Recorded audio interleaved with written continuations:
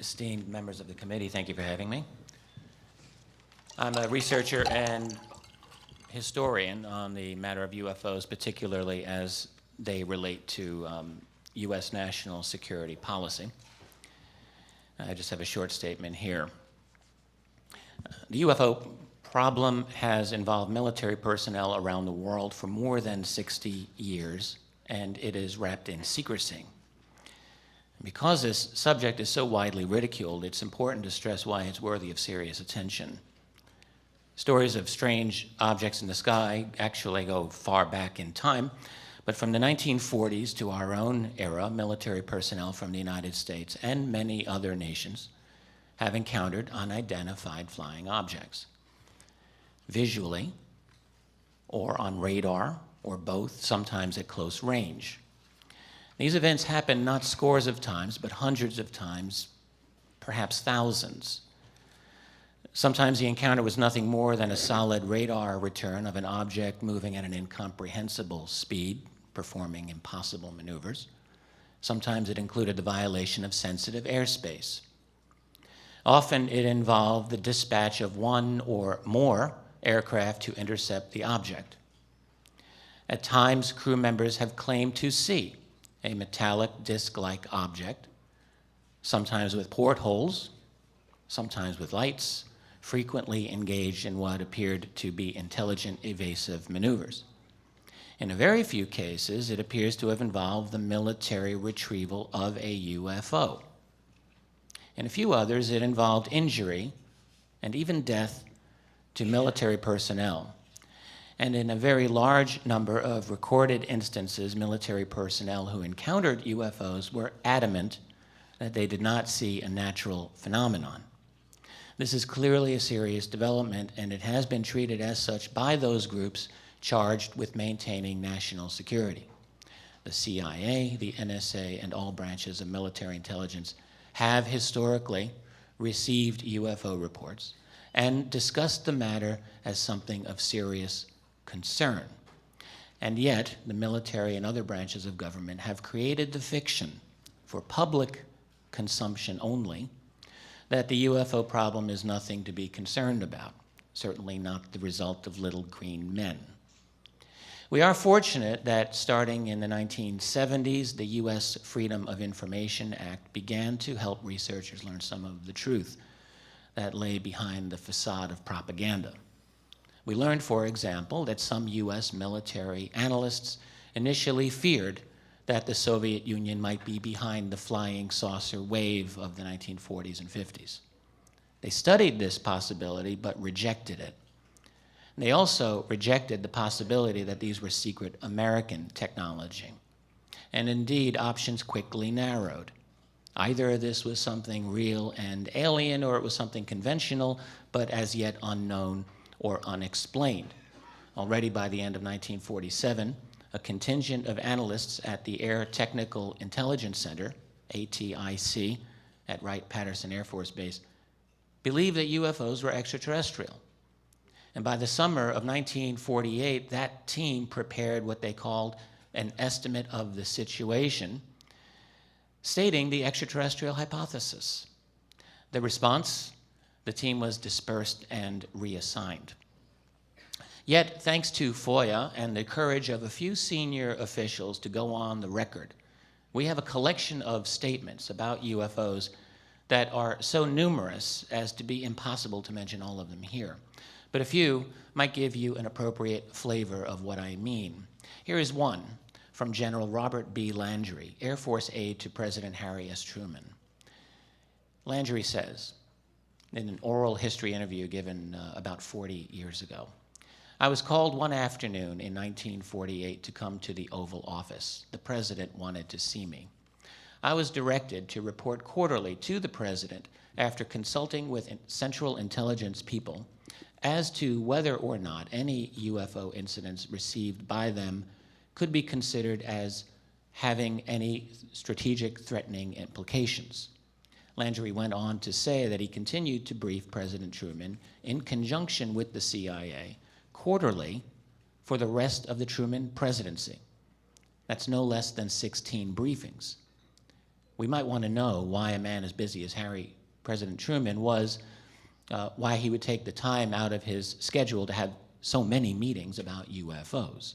And yet we have no official transcript or record of those briefings. This is a statement from a top secret 1948 Air Force intelligence report called Analysis of Flying Object Incidents in the U.S. Quote, "The frequency of reported sightings, the similarity in many of the characteristics attributed to the observed objects, and the quality of observers considered as a whole support the contention that some type of flying object has been observed. The origin of the devices is not ascertainable." And just two more quotations here I want to give you. An Air Force intelligence report from 1951 relating to an aerial encounter by a U.S. fighter pilot. Object described as flat on top and bottom and appearing from a front view to have round edges and slightly beveled. Quite a bit of detail there. No vapor trails or exhaust or visible means of propulsion, described as traveling at tremendous speed. And one more quote from the early years, this one from a former head of the CIA, Roscoe Hillenkotter, speaking in 1960. "Behind the scenes, high-ranking Air Force officers are soberly concerned about UFOs, but through official secrecy and ridicule, many citizens are led to believe the unknown flying objects are nonsense." Now, how much clearer a statement should responsible citizens, academicians, media, and political leadership require before demanding to get some reasonable answers as to what is going on behind the scenes in relation to the phenomenon of UFOs? Because the problem certainly did not end during the 1960s or 1970s or 1980s, but has continued to the present day. During the summer of 2002, just outside this city, over the town of Waldorf of Maryland, dozens of witnesses reported an incredible scene. Multiple jet fighters chasing multiple large, unknown objects that were of blue and orange coloration. All the witnesses, two of whom I interviewed personally and several of whom spoke to national media, described the amazing performance and capability of these objects. The Air Force itself admitted that it had scrambled F-16s to investigate unknowns, which it had also admitted it had tracked on at least one of these objects on radar. We also learned that the UFO simply disappeared from the radar. The Air Force conclusion was that it could have been, quote, any number of things.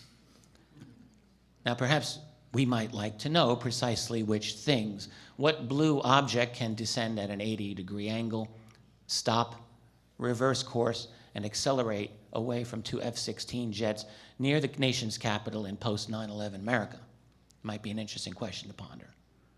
Over Chicago O'Hare's airport, in November 2006, same kind of situation. A dozen United Airlines employees, including at least one pilot while on the ground, saw a hovering disc-shaped object below the clouds.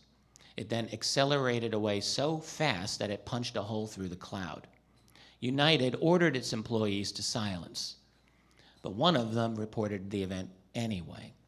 After denials by United and the FAA, both agencies were forced to acknowledge that indeed those people had made UFO reports. And again, we might ask, what might this have been over one of the busiest airports in the world, and why the steadfast silence and denial? These are only some of the better-known recent cases. There are, in fact, an overwhelming number of them. The two largest websites for collecting North American UFO reports, the National UFO Reporting Center and the Mutual UFO Network, have a combined total of well over 10,000 reports every year. Now, clearly many or most of these would turn out to be something prosaic if they were given an adequate investigation. But go through some of these reports. Many of them are truly incredible, and many of them have indeed received follow-up investigation. They are unexplained, and at least by our conventional wisdom, unexplainable. The combination of astonishing performance, powerful statements from selected senior officials, and unremitting silence and dismissal by our political establishment point to a problem. This is not merely the problem of cognitive dissonance. It is the problem of a political system in which the wheels have fallen off the machine. It is imperative, in the name of science and responsible public policy, that we get those wheels back on and begin a genuine, open investigation of this phenomenon. We demand and deserve answers from responsible officials who ought to be in the know. And if they're not in the know, we all need to investigate and find out just who is. Thank you.